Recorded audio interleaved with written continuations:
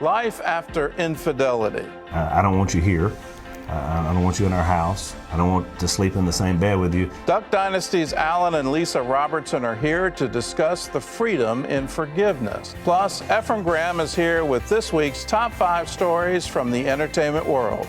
That and more on today's 700 Club Interactive. Welcome to the show. Here's Ephraim Graham with this week's top 5 from Studio 5.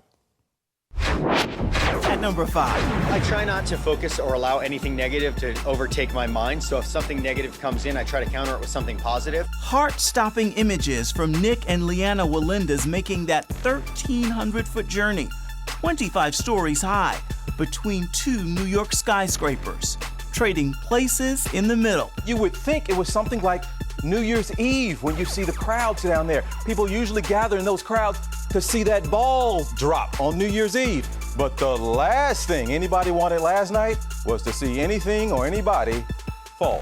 First, a family prayer.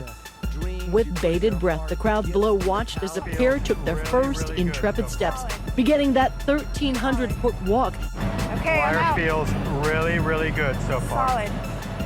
Edging closer and closer to each other. And throughout the journey, Doing good, Liana? Yeah, I'm good. Nick and Liana took us along as they offer each other encouragement. Good job. Liana even singing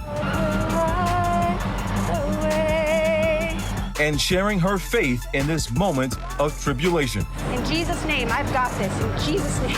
This marked Leanna's first time up since the devastating fall in 2017, breaking nearly every bone in her face. It's in our blood, 7 generations, 200 years. I was born to do this. It is who I am. It's not what I do, it's just who I am. It's my life.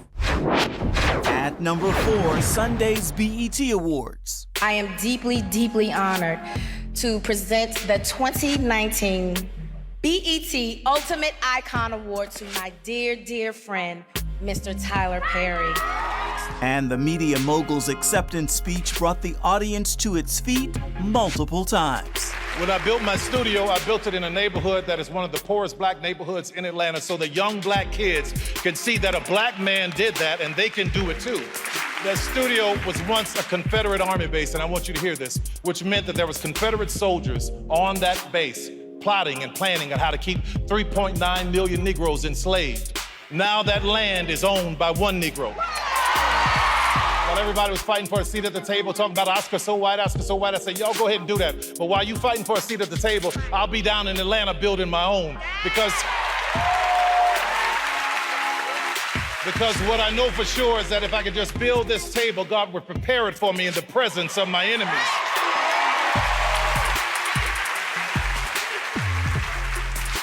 Rather than being an icon, I want to be an inspiration.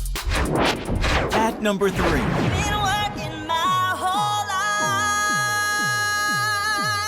Country music's Carrie Underwood graces the cover of People magazine, opening up about how faith and family sustained her through miscarriages and injury. For the first time, I feel like I actually told God how I felt, and I feel like we're supposed to do that.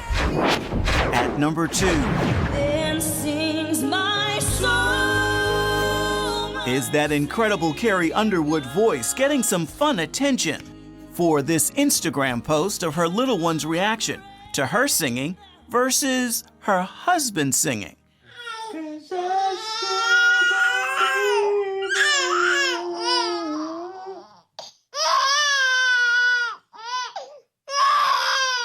a love that will always be. Carrie captioned the post, "Everyone's a critic."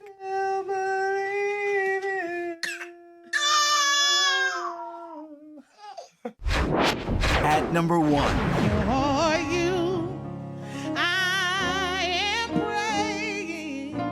That's the voice of Newark, New Jersey's Tiffany Andrews. Another year goes by, living single, but I'm giving you the glory. Roy Moy from Wichita, Kansas.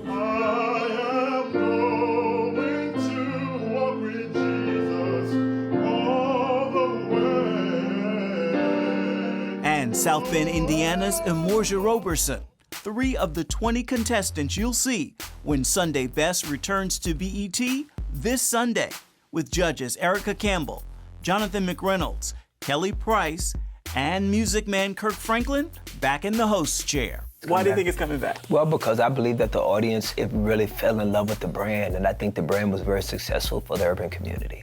And you can't go anywhere on the planet and not see the impact of gospel music on popular culture. Well, Ephraim joins us now, and let's get right into it. Sunday Best, what's going on? It is going to be back on Sunday on BET. Fans have been waiting, and it returns this Sunday. Literally, they sent out a list of 20, and so we in Studio 5 went scouring the internet to try and see if some of those were posted. So three that you saw there, that's, things that they have posted on their own pages. No mention of being on BET, but they will be there on Sunday to compete for that number one spot. Sneak preview. You get a sneak preview by watching us. You can see exactly who's going to be there. All right. You looking for good things? I'm looking, absolutely.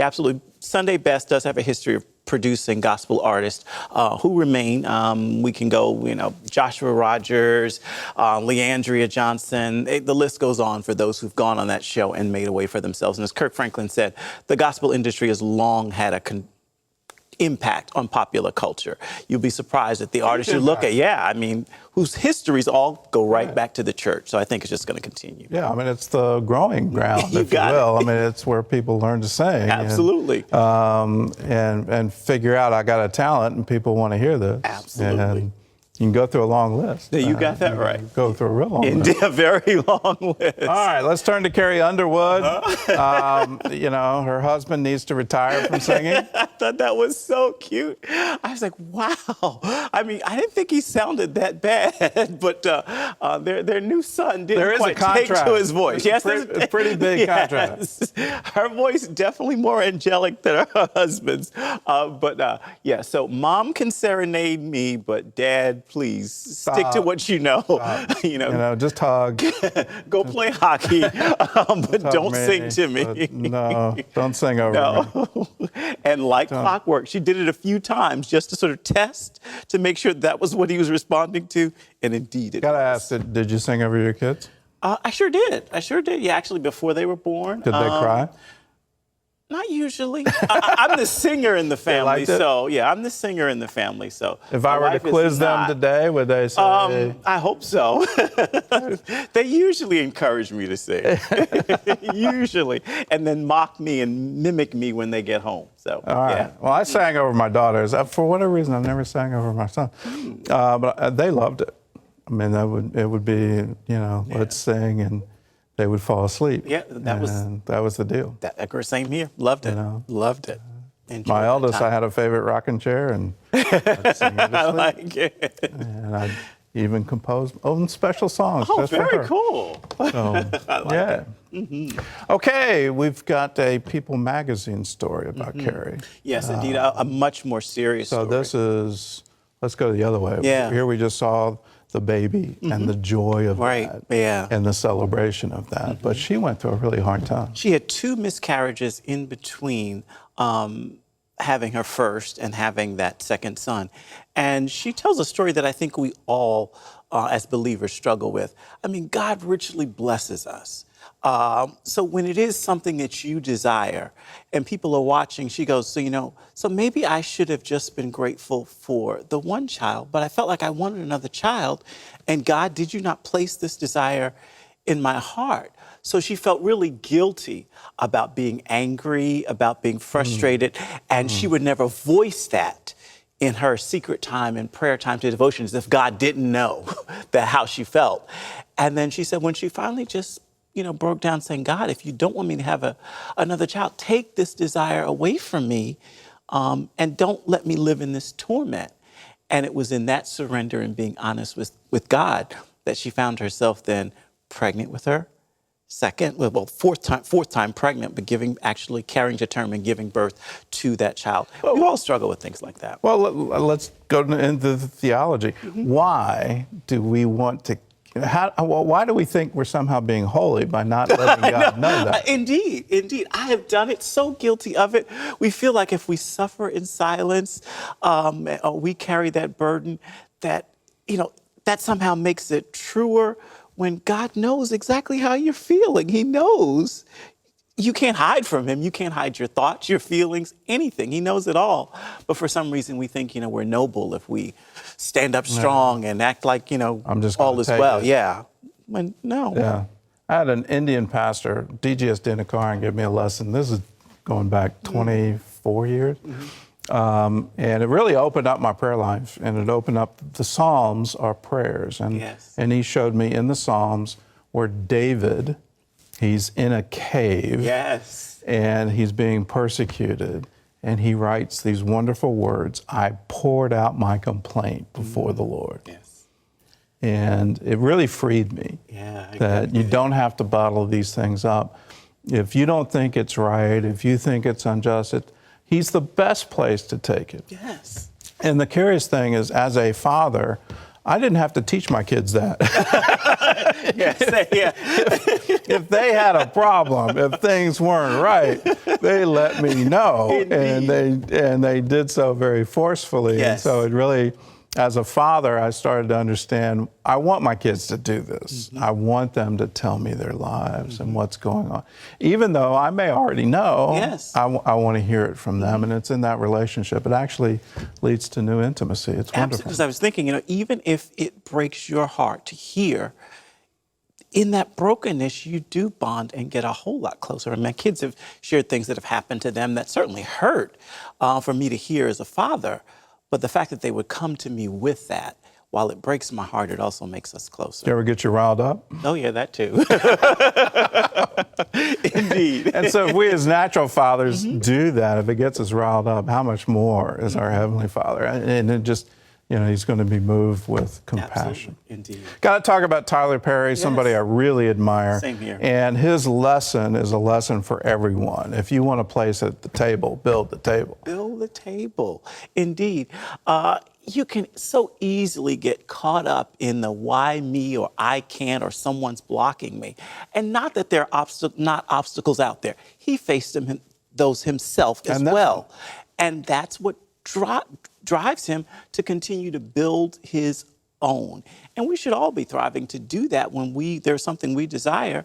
It's great advice. It's great advice for, I don't care how old or how young you are, it's great advice for you. What do you think the key was for him? Because I think a lot of us, and I know I've had to struggle with it myself, at some points in my life I've gone, I'm such a victim. It's just so, what's happened to me is so horrible and it's so unjust and all of the things. What's the trigger point, do you think, for Tyler Perry where he said, I'm not going to be that victim? What happened in his life early on, and he wrote a book sharing part of this, and I interviewed him before, and we've talked about this. And there was a blind man who was waiting to cross the street while Tyler Perry was on his way to school. And he said he kept hearing the man say, would someone help me cross? Would someone help me cross? Would someone help me cross? So he helps the man cross. Turns out this man makes his money, his living, selling candy to kids outside of the school. And Tyler Perry was moved by the fact that this man could do this, and he could do it blind. All he needed was help to get across the street. And Tyler was like, well, if I can help him get across the street, that's good. He and that man formed a bond, and that man taught him the principles of entrepreneurship, told him how he was able to feel the money and tell what denomination it was, all those kinds of things. And when he saw that a blind man could do this, when things would happen to him, he'd go, well, if he can, I can only wallow in this self-pity for so long before I've got to stand up. I got my eyes. I can see before I do something. And even through years of abuse of his own father following that, that man never left Tyler Perry's mind. And that would always be his source of, if he could do it, I could do it. If he could do it, I could do it. And that was the turnaround. Yeah, and let that be an inspiration for you. Indeed. You can do it. Amen. And you can be the instrument of change for your life. Well, for all the latest in entertainment news, check out Efren's weekly show, Studio 5. You can watch it on the CBN News Channel or online at cbn.com/Studio5. Well, when we come back, meet a couple who found a fun way to share the gospel with the young people in their community, thanks to some help from Superbook. Stay with us.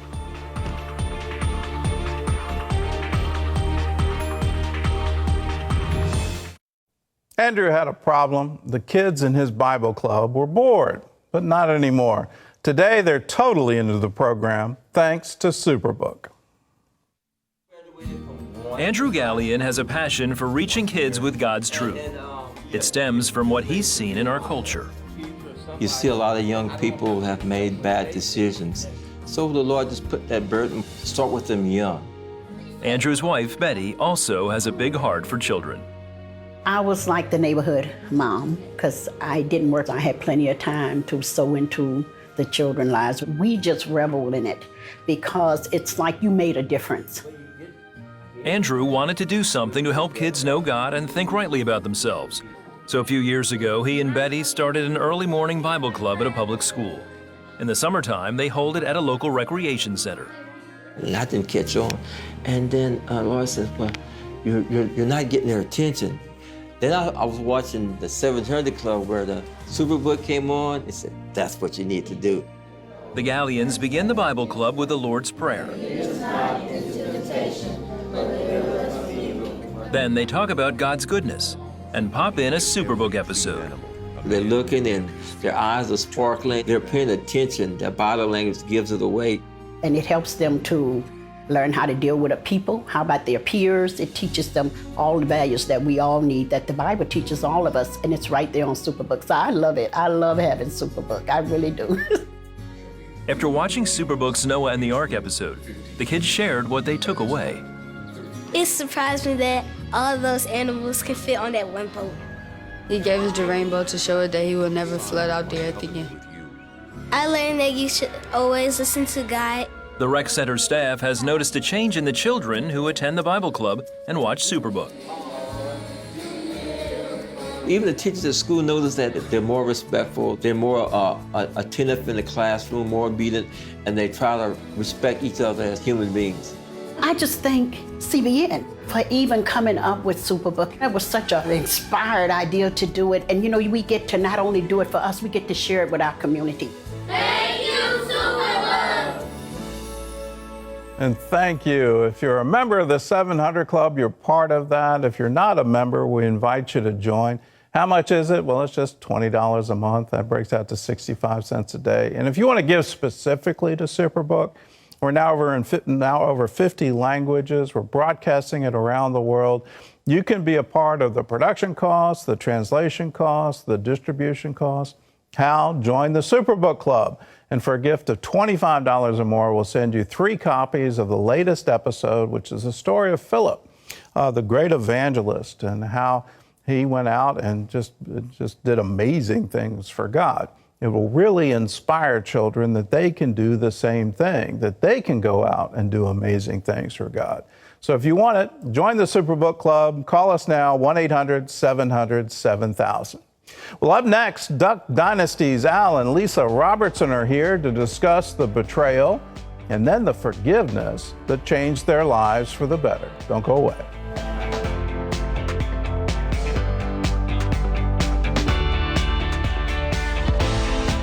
Studies show infidelity is the #1 cause of divorce in the United States. So how does a marriage survive cheating? Duck Dynasty's Alan and Lisa Robertson know firsthand, and it starts with forgiveness. Take a look. In 1999, Duck Dynasty's Alan and Lisa Robertson had been married for 10 years. Alan suspected Lisa was having an affair, and when she confessed, Alan asked her to move out. At that point, I was like, I don't want you here. I don't want you in our house. I don't want to sleep in the same bed with you. Devastated, Lisa knew she had to change her heart. I have nothing. Without God, I have nothing. Betrayed, Alan had to learn to forgive. Their crisis became their turning point. 20 years later, Alan and Lisa share how they learn to forgive on a daily basis in their book, Desperate Forgiveness, and why they help others do the same. Well, Al and Lisa are here, and it's great to have you back. It's wonderful to see you again. Thanks. It's good to see you too. Let's get right into the book, Desperate Forgiveness, and why the title, why Desperate Forgiveness? Well, because I think everybody has to get to that point where they're desperate. You know, in any type of relationship, it could be husband and wife. It could be, parents to a child. It could be siblings. And everybody gets to a point where they don't know what else to do. You know, the relationship's not working, so what else is there for us to do? and they find themselves in a desperate place. Okay, so what happened to you? You both got desperate. Yeah, we both got desperate. Mine, we had been married for 15 years, and, you know, I had an affair for a year and 2 months. And Alan finally found out about it, and, you know, he did the interrogation. I told him he could work for the CIA because, you know, he was such a good interrogator. But I finally vomited the truth. And I say that because it's almost like whenever you're sick and something has to come out of you in order for you to get better. And that's the way it was with me, you know. All the things that I'd done had to come out in order for God to replace that with godliness. I can tell it's still painful for you. Oh, it is, absolutely, yeah. It's still there. Why? Why is it still painful? Well, I asked God to please just, I want to hold on to the pain. And the only reason why I want to do that is because when I'm talking to someone, when I'm talking to a couple, when I'm talking to, you know, a parent to a child, when I'm in a discussion, I want to feel that. I want to feel what they're feeling. Because if I can feel what they're feeling, I can help them. And I can tell them where to go and things to do and how to heal. And so, you know, I asked God can I please keep those feelings? I don't want to remember any of, you know, the bad things that I've done. I want you to erase that. But I want to keep that feeling in here so that pain, I know exactly what people are experiencing. Have you come to the point where you can forgive yourself? I did. I would say probably that takes harder work than any of it. You know, you feel as though you're not worthy of forgiveness, but when you find God's healing and God's forgiveness, then you're like, well, probably no one else could forgive me. Then you find your spouse and they forgive you, but then you still got that with you. It's like, oh, there's still that shame and that guilt. What is the deal? And that takes a little longer, but I finally came to the decision that if God can forgive me, if my husband can forgive me, our church family, then I'm not putting enough stock in what God said. I'm not putting enough stock in, if you forgive, then I'll forgive you. And at that point, I thought, you know, the blood on the cross, was that not enough for me? You know? And so whenever I look at the cross now, it has a whole new meaning, because that blood that washed down that cross, that was for me, so that I could be able to forgive myself. Yeah. In my own life, I had to come to the conclusion, I don't need the Roman soldiers to be Jesus anymore. Yeah. And I'm asking for more of a sacrifice when it's already complete, it's already finished, it's already sufficient. And what am I trying to add to? Al, let's turn to you. You didn't come into this pure and undefiled. You were carrying your own baggage. I was very defiled. No, I had an opportunity when I met Lisa to really be something good for her, but instead I had squandered really the best years of my life, my teenage years, serving Satan instead of serving God. And so it's a great regret. And I'm kind of like Lisa, I carry that to this day, so that when I speak to a group of young people who are in those teenage years and are facing those same temptations, I can say, you will regret it for the rest of your life if you continue to give those years to the evil one, because you never know what opportunity he's going to put in your path. And he put Lisa in my path. And so I led her down a worse path. And I think that in some crazy way helped when we finally did repair our relationship, because I didn't get high and mighty. I mean, I'm the pastor, people love me. This is terrible, your wife did this to you. But I knew who I was. I knew what I had done to her. I knew what God had done to me to extend forgiveness and bring me out of that lifestyle. So I didn't stand there with rocks in my hand. I mean, I did have a hard time, and I had to trust her again, and I had to embrace, God's help to be able to do that. But it wasn't because I was better. In your rebellion, did you ever say to yourself, I've got good reason? Oh, yeah, absolutely. And I had a lot of people telling me that. That makes it even worse. They come alongside and they say, now, you've got a biblical reason now. You can. And I was like, well, I realize, that's in the Bible, but is that still what I need to do? Is that the best way? Jesus was on the cross and he looked down at the people that had crucified him. He said, forgive them for they know not what they do. In the moment of the ones who killed him, he somehow saw that forgiveness was better. And so when I look at my situation with Lisa, I was like, I think it would be better if we could work it out. And that little seed that was planted in me grew into now what is, basically a paradise of what our lives are today compared to where we were. And it's 20 years and growing, which is what the book is about. It's 20 years of sharing what God has done for us to help other people find the same thing. That's really well. It's more than 20 years. You've got a great chapter in here about generational problems, right? Where what happened to Lisa also happened to her mother. That's right. And there's generational things. What happened to you? That's right. Happened to your father. That's right. I don't know if it happened generations before that, but I know within your brothers, these are repeating patterns. How do you get through those? Well, I think you've got to decide, I'm going to be the curse breaker. The chains are going to break here. And I saw my wife do that. And really, it fully broke, and we talk about some in the book when her mom passed away, because there were so many secrets that came along. But when I saw her say, I'm going to be a chain breaker, that changed everything. And my kids and grandkids are going to be different. All right. Well, the book, I encourage you to get it. Desperate Forgiveness. It's available now nationwide. Here's a verse for you. Whenever you stand praying, if you have something against anyone, forgive him, that your Father in heaven may also forgive your trespasses. God bless.